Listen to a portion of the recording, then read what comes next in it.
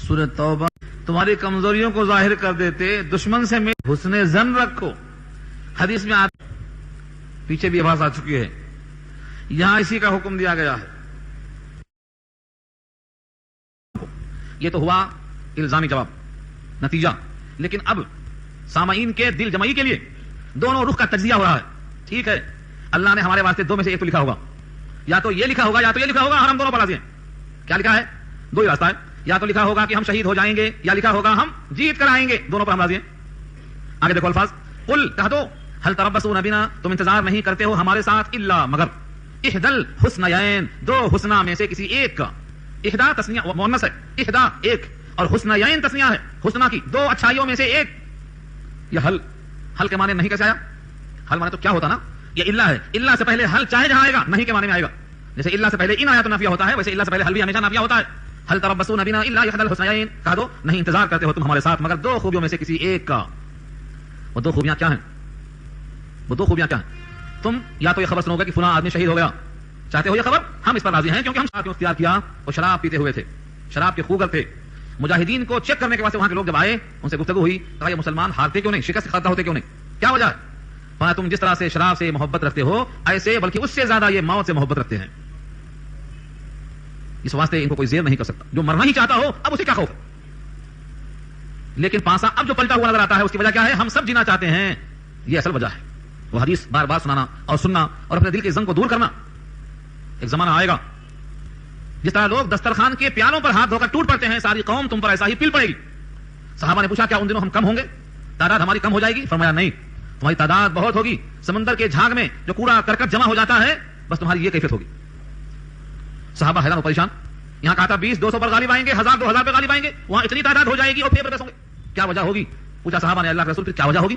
فرمایا تم کو وہن کا مرض لگ جائے گا. صحابہ نے کہا نئی بیماری ہے. فمل وہن، کیا ہے یہ وہن؟ نئی بیماری ہے. آقا نے فرمایا حب الدنیا وکراہیت الموت، دنیا کی محبت اور مرنے سے ناگواری دل میں ایسا بیٹھ جائے گی کہ تمہاری حیثیت کوڑا کرکٹ کی طرح ہو جائے گی. آج یہی کیفیت سارے عالم میں ہے. اللہ نے کہا ہے وَلَكُمْ فِي الْقِصَاصِ حَيَاةٌ يَا أُولِي الْأَلْبَابِ، قصاص میں تو موت ہے لیکن اللہ کہتے ہیں اس قصاص میں حیات مضمر ہے. کیوں؟ ایک کی موت سے سب کی حیات مضمر ہے. تو جب کچھ لوگ مرنے پر آمادہ ہوتے ہیں تو پوری قوم زندہ ہوتی ہے، اور جب پوری قوم جینا چاہتی ہے تو ان کو وہن کا مرض لگ چکا ہوتا ہے. یہاں اسی کو کہا ہے. تو یہ آیت نمبر 52 احساس دلاتی ہے دشمن دو میں سے ایک چاہے گا، ہم دونوں پر راضی ہیں، یا تو یہ یا تو وہ. قل هل تربصون بنا، کہہ دو کیا تم انتظار کرتے ہو ہمارے ساتھ، الا احدى الحسنيين، مگر دو اچھائیوں میں سے ایک کے ساتھ. میں نے عرض کیا ونحن نتربص بكم، اور ہم بھی تمہارے ساتھ انتظار کرتے ہیں کس بات کا؟ ان يصيبكم اللہ، کہ تم کو اللہ پہنچا دے، بعذاب من عنده، اپنے پاس سے کوئی عذاب، او بأيدينا، یا ہمارے ہاتھوں سے عذاب، اپنا عذاب تم پر پہنچا دے یا ہمارے ہاتھوں سے تم پر عذاب پہنچا دے. فتربصوا، تم بھی کر لو انتظار، انا معكم متربصون، ہم بھی تمہارے ساتھ انتظار کرنے والے ہیں. ہم بھی کرتے ہیں انتظار، تم بھی کرو انتظار. ہم کس کا انتظار کرتے ہیں، تم کس کا انتظار کرتے ہو؟ تم دو میں سے ایک ہمارے ساتھ خوبی ہوگی، یا تو ہم شہید ہوں گے اکرام کیا جائے گا، یا ہم غازی ہوں گے اجر دیا جائے گا، غنیمت دیا جائے گا. اور تمہارے ساتھ یا تو اللہ کا عذاب ہوگا یا میرے ہاتھوں کا عذاب ہوگا. یہ ہے فیصلہ کن گفتگو. قل انفقوا طوعا او کرها، اللہ اکبر. یہاں واضح کر دیا گیا کچھ لوگ خرچ کرتے ہیں، اس خرچ کرنے میں خوش دلی نہیں ہوتی بلکہ مجبوری ہوتی ہے. اس مجبوری کے ساتھ خرچ کرنے پر اللہ کے ہاں وہ مقبول نہیں ہوتا، کیونکہ دل کی ناگواری کے ساتھ جو خرچ کیا جائے گا وہ اللہ کے ہاں مقبول نہیں ہوگا. یہاں کہا گیا ہے قل انفقوا، خرچ کرو، طوعا او کرها، خوشی کے ساتھ خرچ کرو یا ناگواری کے ساتھ خرچ کرو، لن يتقبل منکم، تم سے قبول نہیں کیا جائے گا، تم سے قبول نہیں کیا جائے گا. قبول کرنے کے واسطے کیا شرط ہے؟ پیچھے آ چکا ہے سورہ مائدہ میں، انما يتقبل الله من المتقین. بس اس ٹکڑے کو یاد کر لو، متقیوں سے اللہ قبول کرتے ہیں، یعنی وہی چیز جس میں تقوی ہو، جس میں اللہ کا خوف شامل ہو. بقیہ اللہ قبول نہیں کرتے. انکم کنتم قوما فاسقین، بے شک تم فاسق قوم ہو. فاسق قوم فسق کے ساتھ چاہے خوشی کے ساتھ خرچ کرے یا کراہت کے ساتھ خرچ کرے، اس فسق کی وجہ سے اللہ قبول نہیں کریں گے. دیکھو حابیل اور قابیل میں قتل کرنا یہ ایک عمل ہے، اس سے بندہ فاسق ہو جاتا ہے، اس کا صدقہ قبول نہیں کیا، اس نے اس سے پہلے انکار کیا، اللہ کا حکم ماننے سے انکار کیا، جس لڑکی سے رشتہ اس کے ساتھ ہونا چاہیے تھا اسے قبول کرنے سے انکار کیا، فسق ہو گیا. اب قربانی پیش کیا، قبول نہیں ہوئی. اگر دوسرا بھائی ہے اس نے خدا کا حکم منظور کر لیا، اس کی قربانی مقبول ہو گئی. تو فیصلہ کیا نکلا؟ انما يتقبل الله من المتقین، متقیوں سے اللہ قبول کرتے ہیں. اور یہاں کیونکہ یہ فاسق تھے، فاسق کی قربانی قبول نہیں ہو سکتی ہے. یہاں سے اشارہ یہ ہے کہ چلو ان کی قربانی اور ان کا مال خرچ کرنا اللہ نے قبول کیوں نہیں کیا، اس کی کیا وجہ ہے؟ دماغ میں سوال پیدا ہوتا، اس کا بہت واضح جواب دیا اللہ نے یہاں پر. ان کے صدقات کو، ان کے نفقات کو اس واسطے قبول نہیں کیا گیا کہ وہ اللہ پر، رسول پر ایمان نہیں رکھتے بلکہ کفر رکھتے، اور نماز وہ پڑھتے ہی نہیں سوائے اس کے کہ کھڑے ہو جائیں کاہلی کے ساتھ، اور جو کچھ بھی وہ خرچ کرتے ہیں بے دلی کے ساتھ دکھانے کی خاطر خرچ کرتے ہیں، اس لیے ان کا خرچ کرنا اللہ کو پسند نہیں ہے. آئے سنیے اب الفاظ آ رہے ہیں. وما منعهم ان تقبل نفقاتهم وما منعهم ان تقبل منهم نفقاتهم، اور نہیں منع کیا ہے ان کو کہ قبول کیا جائے ان سے ان کا نفقہ یعنی ان کا خرچ، مگر یہ کہ الا انهم كفروا بالله، مگر یہ کہ انہوں نے کفر کیا اللہ کے ساتھ، وبرسوله اس کے رسول کے ساتھ.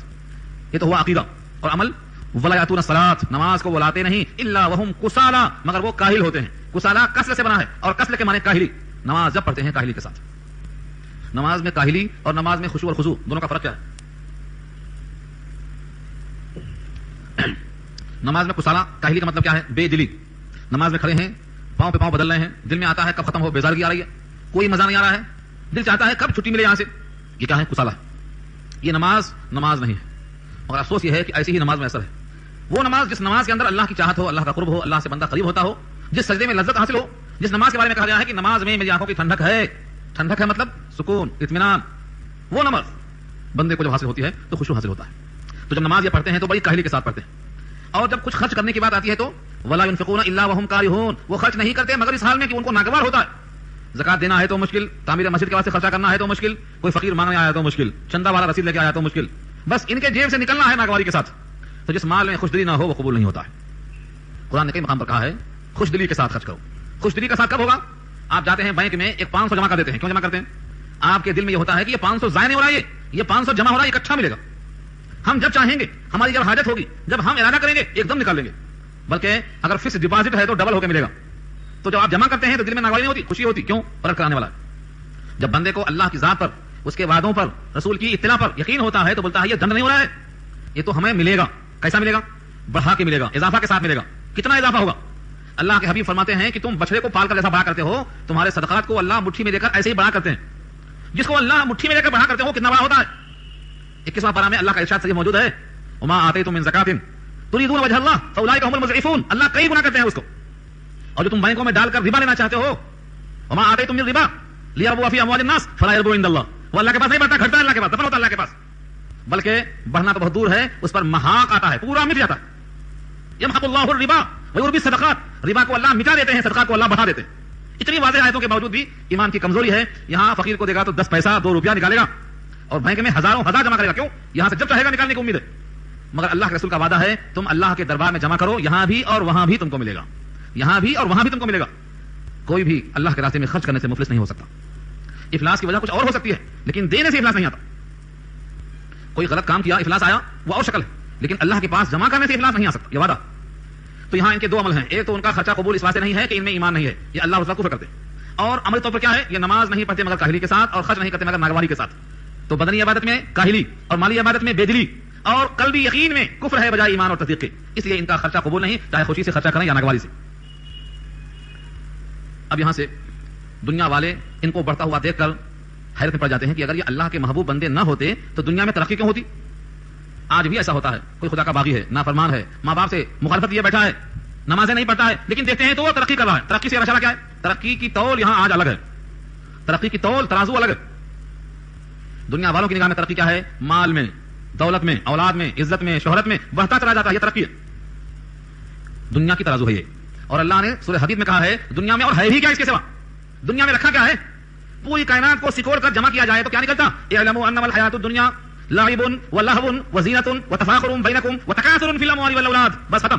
یہ دنیا ہے، دنیا کی ساری زندگی. سورہ حدید کے الفاظ ہیں، سورہ حدید میں الفاظ ہیں، اعلموا اچھی طرح جان لو. ساری کائنات میں جتنے انسان ہیں ان کی زندگی کیا ہے؟ لعب کھیل، ولہو تماشا، وزینۃ زینت، وتفاخر فخر کرنا ایک دوسرے کے مقابلے میں، وتکاثر فی الاموال والاولاد مال اولاد میں زیادتی. بس اس لیے پوری کائنات گردش میں. ایک ملک جیت گیا، ایک ملک ہار گیا. کیسے؟ کھیل سے. کھیل پر مدار ہے ملکوں کے جتنے ہارنے کا. انڈیا ہار گیا کیسے؟ 6 کھیلنے والوں سے. یہ کیا ہے؟ لعبن. لہون کیا ہے؟ تماشا. ساری کائنات کے گھر میں ٹی وی لگی ہے، یہ لہون ہے. لہون جس میں جسم حرکت کرتا ہو، یہ لعبن جس میں جسم بیٹھا ہوا ہو، ذہن عائش کرتا ہو، وہ لہون. ومن الناس من یشتری لہو الحدیث، کہا اللہ نے سورہ لقمان پڑھا 21 کے اندر. یہ گانے والی عورت آئی تھی مکے میں، وہ ہے لہو الحدیث، گاتی ہے، لوگ اس کے دیوانے ہیں، وہی ٹی وی کر رہا کام. دنیا اسی کا نام ہے. یہ ترازو کس کی ہے؟ سارے انسانوں کی ترازو ہے. نفسیات کے بنانے والے خالق نے خبر دے دیا. بس ان تمام کو اور خلاصہ کرنا ہے تو اللہ کو متکاسر حتی زرتم المقابر. مال کی بہتات کی حص نے تم کو غافل کر دیا ہے. یہ غفلت ختم نہیں ہوگی جب تک تم قبرستان میں داخل نہ ہو جاؤ. یہاں بھی اشارہ اسی کی طرف ہے کہ جتنے بھی انسان ہیں یہ دنیا کی ترقی سمجھتے ہیں، دنیا کی ترقی کا نام دیتے ہیں یہ، لیکن یہ ترقی نہیں ہے اللہ کی نگاہ میں. اللہ فرمایا کہ میرے نزدیک تم میں سب سے زیادہ باعزت وہ ہے جس کا تقوی سب سے زیادہ ہو. ان اکرمکم عند اللہ اتقاکم. جو اللہ سے بہت ڈرتا ہے اللہ اس کی بہت عزت کرتے ہیں. جو اللہ کا حکم توڑنے سے ڈرتا ہے اللہ کے یہاں باعزت ہے, اور جو اللہ کا حکم توڑنے سے نہیں بچتا ہے اللہ کے یہاں اس کی کوئی قیمت نہیں, وہ جہنم کا ایندھن بننے والا ہے, اللہ کے یہاں اس کی کوئی قیمت نہیں. اس آیت میں اب دیکھو آپ مضمون یہی, یہ پوری بحث خلاصہ اس آیت میں ہے. فلا تعجبک اموالهم ولا اولادهم, تم کو تعجب میں نہ مبتلا کر دے ان کا مال نہ ان کی اولاد. ان کے مال بہت ہیں, ان کی اولاد بہت خوش نصیب ہے نا, تم کو تعجب میں نہ ڈالے.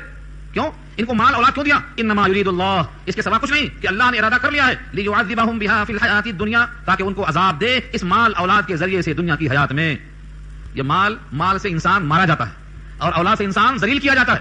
آج اخبارات اگر پڑھتے ہو تو بڑے بڑے باعزت لوگ, ان کی بیٹی ویسی ہو گئی, ان کا بیٹا ویسا ہو گیا, ساری عزت خاک میں مل جاتی ہے, کیونکہ ان کے اندر جب خدا کا خوف ہی نہیں تو کچھ بھی کر سکتے ہیں. تو جو مال ذریعہ فخر تھا وہ مال ذریعہ افسوس ہو جاتا ہے. جس اولاد سے امید تھی میرا نام روشن کرے گا وہ ان کے نام کو خاک میں آ دیتا. یہ ہے لیعذبہم بها فی الحیات الدنیا وتزهق انفسهم, اور مٹائے گا ان کی جان کو, وہم کافرون, اس حال میں کہ وہ کافر ہیں. ان کی کیفیت یہ ہے. تو دنیا میں ان کے مال سے, ان کی اولاد سے, ان کے دنیا میں غلبے سے تم کو تعجب کھانے کی کوئی ضرورت نہیں ہے, جو ان کے حوال بتائے گئے. اس رکوع میں ابھی 2-3 آیتیں اور باقی ہیں, میں اس کو پورا کر دوں تاکہ مضمون مکمل ہو جائے. یہ کافر جب آتے ہیں نبی صلی اللہ علیہ وسلم کے پاس تو قسمیں کھاتے ہیں, اور قسم کھا کر کہتے ہیں کہ ہم تمہیں میں سے, ہم تمہارے ہی میں سے ہیں, تمہارے اپنے ہیں. یہ قسمیں کھا کر دعویٰ کرتے ہیں. وَيَحْلِفُونَ بِاللَّهِ إِنَّهُمْ لَمِنكُمْ, اور قسم کھاتے ہیں اللہ کی بے شک وہ تم میں سے ہیں. لمنکم, تم ہی میں سے ہیں, رہ گئے تھے کسی وجہ سے, تم ہی میں سے.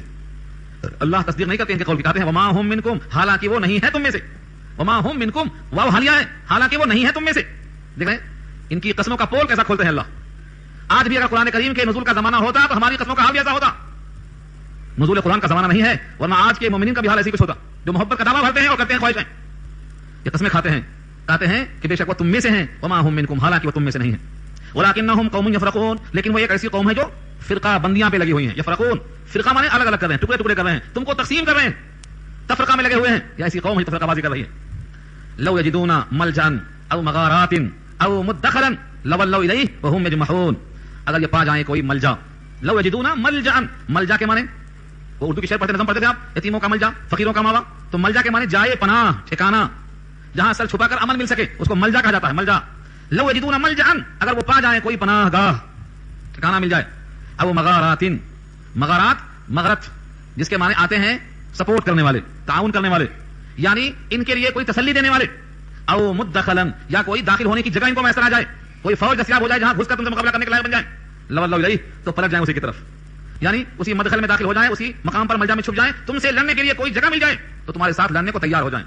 لولوا الیہ وهم یجمحون, اسی کی طرف پھر جائیں گے, اس حال میں کہ وہ جمع یجمعو, یعنی تمہاری جمعیت سے کٹ کر ان کی جمعیت میں شامل ہو جائیں, کیونکہ دل تم سے لگتا نہیں, تمہاری طرف ان کا دل نہیں لگتا. یہاں تک ان کا حال بیان کیا گیا ہے. اور 2 آیتیں ہیں, صدقات کا تذکرہ آ رہا ہے اس میں. انشاءاللہ یہ مضمون ہم اگلے ہفتے میں رکھیں گے, کیونکہ دونوں آیتیں بہت طویل مضمون رکھتی ہیں, وقت ہو گیا ہے. آپ حضرات دعا کر لیں.